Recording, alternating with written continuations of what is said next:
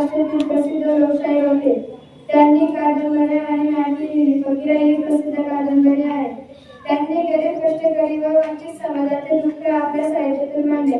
अशा या महान शायराला माझी कोटी कोटी प्रणाम धन्यवाद. लोकशाहीर अण्णाभाऊ साठे यांच्याविषयी बोलणार आहे. अण्णाभाऊ साठे हे एक महान समाजसुधारक होते. त्यांचा जन्म 1 ऑगस्ट 1920 रोजी सांगली जिल्ह्यातील वाटेगाव येथे झाला. त्यांचे पूर्ण नाव तुकाराम भाऊराव साठे असे होते. त्यांनी न शिकता अनेक कथा, कादंबऱ्या व लावण्या लिहिल्या.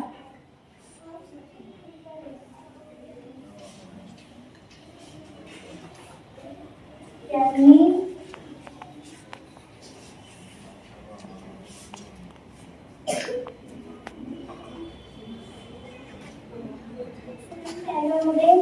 आज मी आपल्यासमोर लोकशाहीर अण्णाभाऊ साठे यांच्याविषयी बोलणार आहे.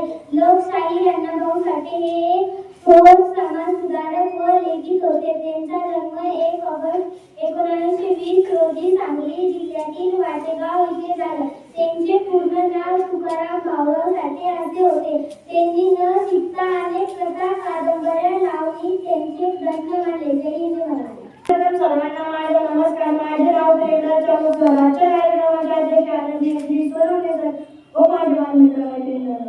आज मी तुम्हाला लोकशाहीर अण्णाभाऊ साठे यांच्याविषयी 2 शब्द सांगणार आहे.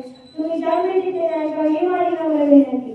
अण्णाभाऊ साठे यांचा जन्म 1 ऑगस्ट 1920 रोजी सांगली जिल्ह्यातील वाटेगाव येथे झाला. त्यांच्या आईचे नाव वालुबाई आणि वडिलांचे नाव भाऊराव साठे असे होते.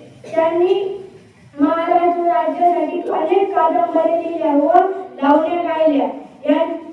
यांनी आपल्या महाराष्ट्रासाठी खूप काही केले. यांचे टोपण नाव त्यांच्या आईने म्हणजे त्यांच्या वडील त्यांना